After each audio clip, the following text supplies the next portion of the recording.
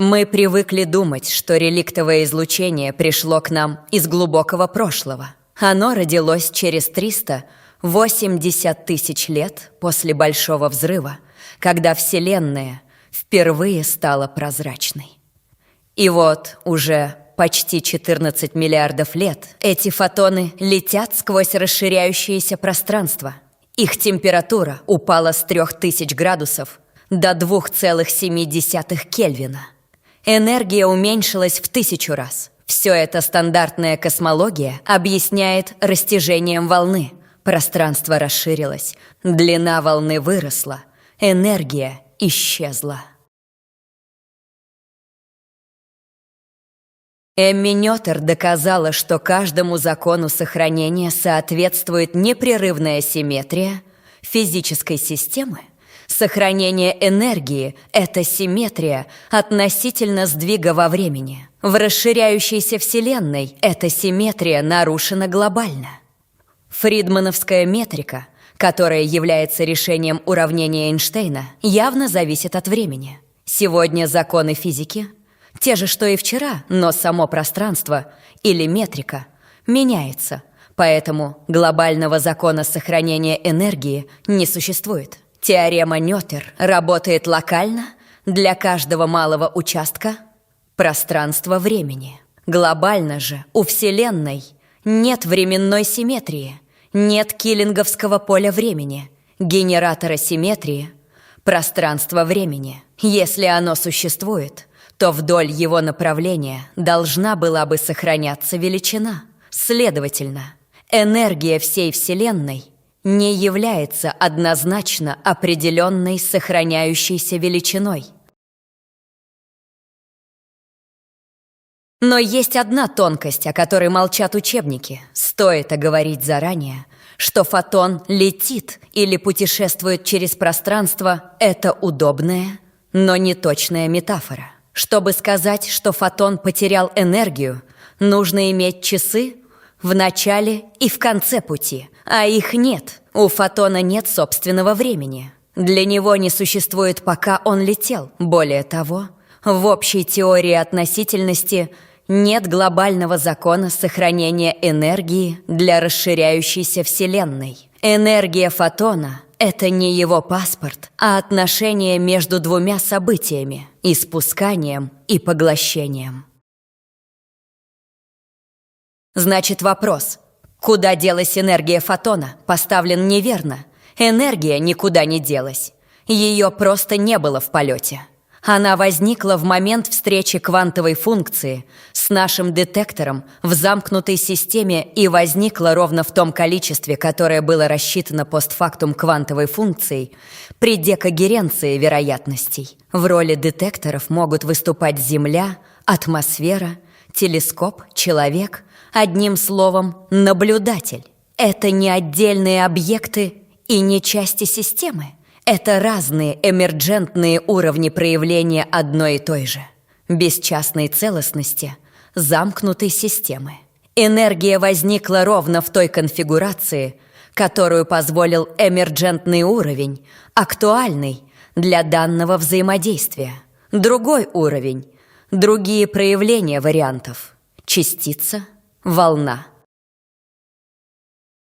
Не нужно представлять себе замкнутую систему как пузырь в пространстве. Это не геометрический объект. Это способ существования квантового поля, при котором все его условные проекции согласованы.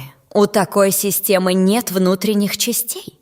Части появляются только тогда, когда мы, наблюдатели, начинаем ее измерять разными приборами. Фотон един, но когда мы смотрим на него фотоэлементом, он распадается на точки события и ведет себя как частица, а когда пропускаем через решетку, распадается на интерференционные полосы, ведя себя как волна. И то, и другое – истинные проявления одной бесчастной сущности на разных эмерджентных уровнях. Идея как альтернатива темной энергии заключается в том, что можно неявно предположить механизм, в котором красное смещение объясняется расширением пространства, но неявным образом. а диссипацией энергии фотона в энтропию среды, состоящей из замкнутых систем. В этой теории внутренняя эмерждентность, проявляющаяся как гравитация на внешнем уровне между замкнутыми системами, вызывает расширение естественным образом так, как сами системы расширяются, за счет энтропии, но их наложению препятствует различие их собственных вероятностей. В итоге мы получаем глобальную незамкнутую систему Вселенной с замкнутыми системами вероятностной энтропии, в которых и происходит реализация квантовых функций, начальные параметры которых могут определяться в разных замкнутых системах. При взаимодействии с замкнутой системой квантовая функция рассчитывается постфактум, с учетом всех замкнутых систем, принадлежащих вероятностной траектории этой функции. Центры замкнутых систем не существуют независимо от фотона, который их проходит. Это не абсолютная точка пространства, а реляционный параметр, который возникает как часть решения квантовой функции в момент взаимодействия. Последовательность замкнутых систем определяется эволюцией, выраженной в энтропии, которая может только увеличиваться, создавая дискретные изменения во всех направлениях. Так как замкнутые системы не совмещаются, то реликтовое излучение изначальной видимой замкнутой системы говорит нам не о прошлом, а о будущем состоянии Вселенной. О том, каким мы его увидим, если приблизимся со скоростью света к источнику этого излучения. Именно это объясняет, в частности, наблюдаемое аномальное развитие ранних галактик. Мы видим не то, что было, а то, что будет проявляться при нашем способе измерения. Проекция будущего на детектор выглядит как прошлое. И это не парадокс, а прямое следствие реляционной природы энергии.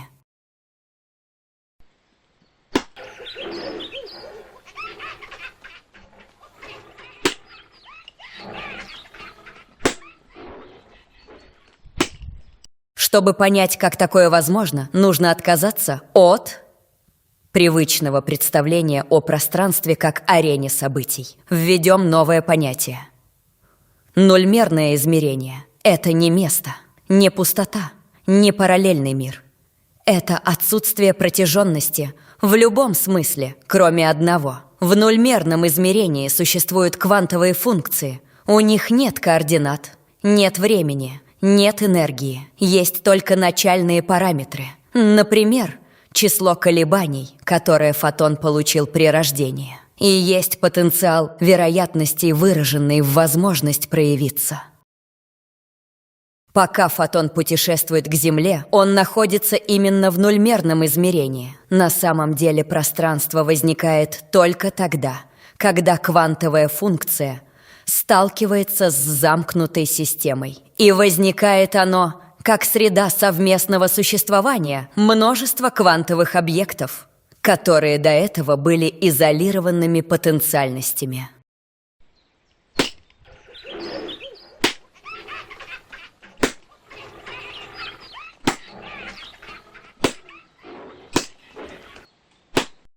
Введем центральное понятие нашей модели. Замкнутая система, обозначим ее греческой буквой сигма. Это такая организация квантового поля, у которой нет частей. Она бесчастна. Никаких внутренних точек, никаких промежутков, никаких независимых элементов. Размер замкнутой системы – это максимальная область, внутри которой математическое ожидание энергии фотона при взаимодействии не зависит от координат точки взаимодействия. Замкнутые системы по отдельности являются монистическими и солипсистскими между разными замкнутыми системами. Одна из главных проблем квантовой гравитации – проблема времени и проблема наблюдателя. В общей теории относительности время зависит от метрики. В теории квантовой механики это внешний параметр, и одно с другим несовместимо. Но это и не нужно. Вместо единой картины существует множество локальных замкнутых систем, каждая со своим временем, определяемым энтропией. Они не сводимы к глобальному времени. Парадокс исчезает, потому что вопрос, как согласовать часы в точке А и точке Б с точки зрения точки С, не имеет смысла. Нет глобального времени вне взаимодействия.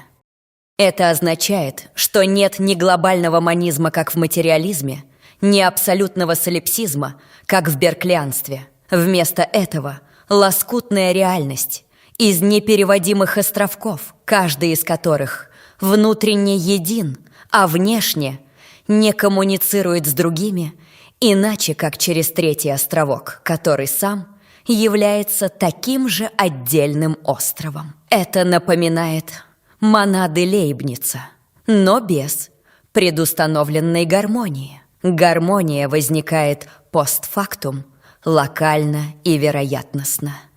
То, что мы обычно называем частями, точками, элементами, это эмерджентные уровни реальности. Внутри одной и той же замкнутой системы квантовая сущность может проявляться по-разному в зависимости от того, на каком эмерджентном уровне мы ее рассматриваем. Классический пример – фотон. Как квантовая сущность, он един и не имеет частей. Но на одном эмерджентном уровне, при взаимодействии с фотоэлементом, он проявляется как частица.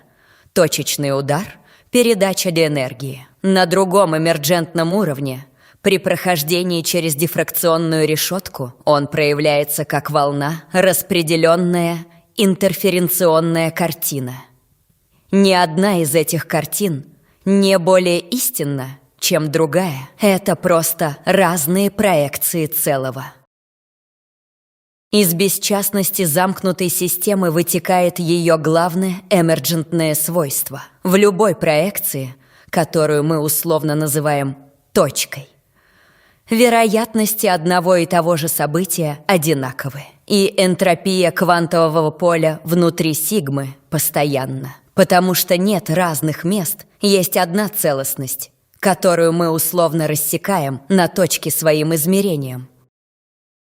Размеры замкнутых систем не имеют абсолютной величины. Они определяются горизонтом, за которым средняя энергия фотона при возможном взаимодействии меняется. Радиус замкнутой системы определяется условием, что влияние энтропии на функцию фотона одинаково во всех точках системы. Перемещение наблюдателя по Вселенной вызывает эффект следования замкнутой системы за центром перемещения, распространяясь на неопределенное заранее равновероятностное расстояние от этого центра. Это означает, что для каждого наблюдателя или для каждой точки осознания его собственная замкнутая система – это шар вокруг него. По аналогии, это горизонт событий в общей теории относительности для наблюдателя, но не динамический, определяемый метрикой, а информационно-вероятностный, определяемый однородностью энтропийного влияния.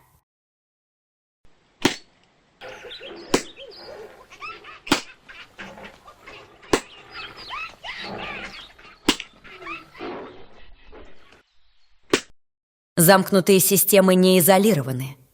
Они соприкасаются друг с другом, существуют одновременно как разные способы организации единого квантового поля.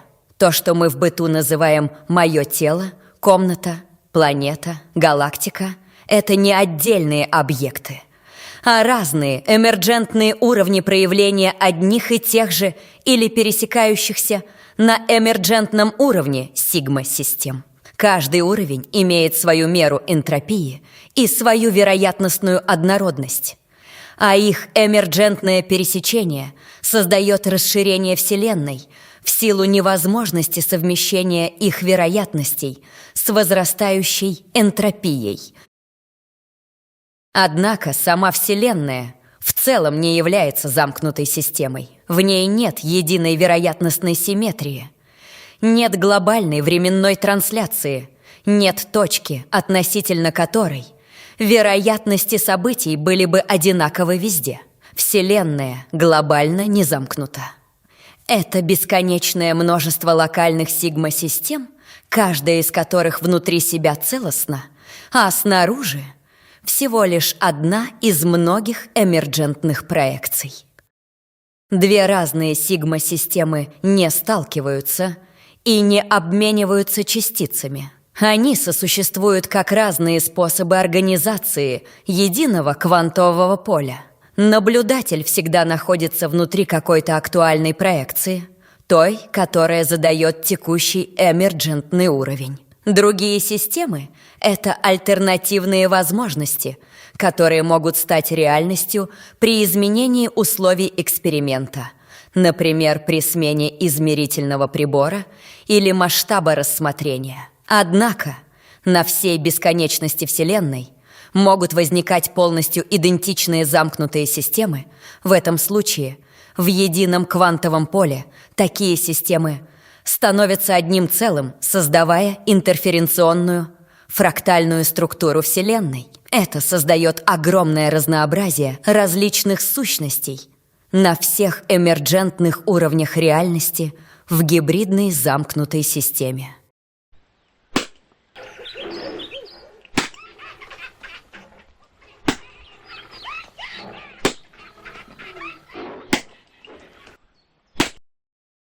Теперь мы можем ответить на главный вопрос: что такое энергия фотона? Энергия не субстанция, которая переливается из одной формы в другую. Энергия — это проявление квантовой функции при ее взаимодействии с замкнутой системой. Конфигурация этого проявления, будет ли это локализованный удар или распределенная волна, целиком определяется эмерджентным уровнем сигма-системы, ее энтропией, геометрией актуальной проекции, способом измерения.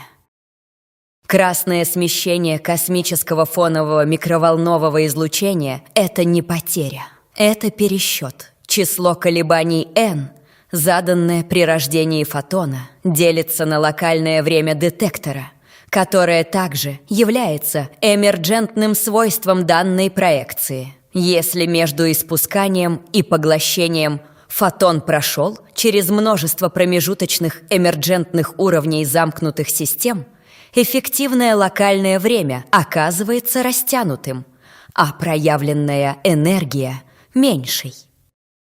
Именно поэтому реликтовое излучение расположено в будущем.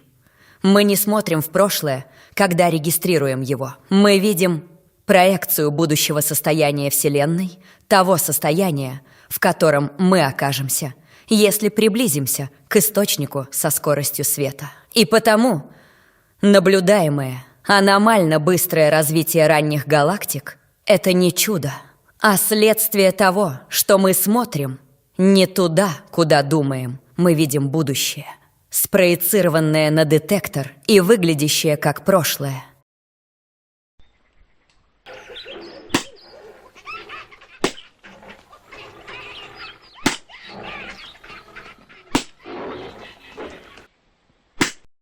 Эта модель объясняет не только космологию, но и загадочные сигналы, которые время от времени видят на Большом адронном коллайдере. Аномалия Б мезонов, LHCb, угловое распределение продуктов распада, не совпадает с расчетами. В нашей модели это не дефект стандартной модели, а зависимость от полной конфигурации эксперимента как целого. Б-мезон — это временная замкнутая система, один из эмерджентных уровней в столкновении. То, как его квантовая функция проявится, зависит от всех остальных эмерджентных уровней, актуальных в данном эксперименте. Если изменить геометрию детекторов, то есть перейти на другой эмерджентный уровень проявления, результат должен измениться. Мюонная аномалия G -2. Расхождение в магнитном моменте. Мюона может меняться при изменении энтропии окружения, то есть при переходе на другой эмерджентный уровень той же замкнутой системы. Нагрел магниты, изменил энтропию эмерджентного уровня. Аномалия поплыла. Это проверяемое предсказание. Масса даблов бозона нестабильна. Одна и та же квантовая сущность может проявлять разную массу на разных эмерджентных уровнях. В разных детекторах или в разное время, когда энтропия коллайдера меняется, например, из-за загрузки пучками, масса – не константа частицы, а эмерджентное свойство конкретной проекции сигма-системы в момент взаимодействия. Исчезновение энергии. Иногда детекторы видят меньше энергии, чем ожидалось. В популярной культуре это называют утечкой в другие измерения. В нашей модели это просто проявление квантовой функции на другом эмерджентном уровне, том, который этот детектор не проецирует. Чтобы увидеть пропавшую энергию, нужно перейти на другой эмерджентный уровень, то есть построить иной прибор с другой энтропией и геометрией. Пузырь истинного вакуума. Кнопка «Удалить все». Теоретически возможен переход в новое вакуумное состояние. Для этого квантовая функция должна достичь параметров, которые невозможно согласовать ни с одной из актуальных проекций замкнутой системы в нашей Вселенной. На практике это требует энергий, недостижимых на LHC. Но даже если бы это случилось, это была бы не катастрофа, а просто смена типа эмерджентного уровня. Мы очутились бы в новой проекции, которая изнутри воспринималась бы как обычная физика.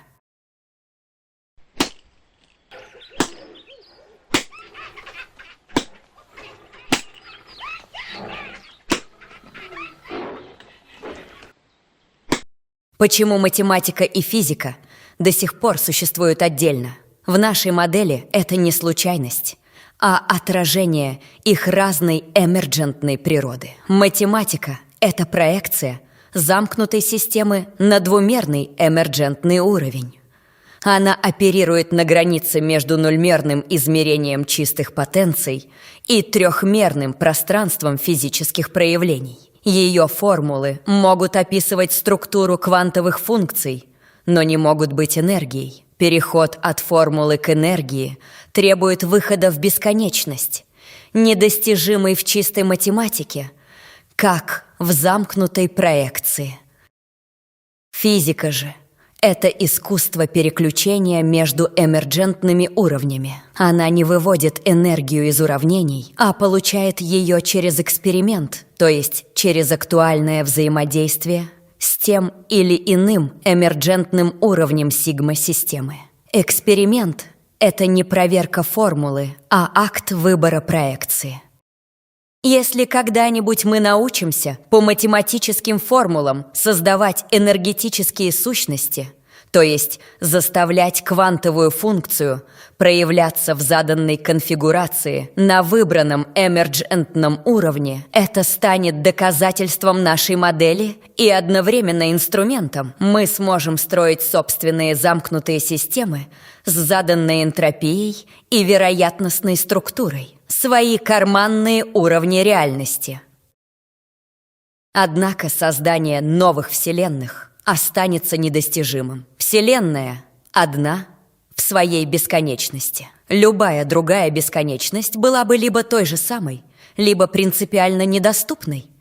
Все, на что способна технология, это создание новых замкнутых систем со своими эмерджентными уровнями, реальность внутри уже существующей бесконечности.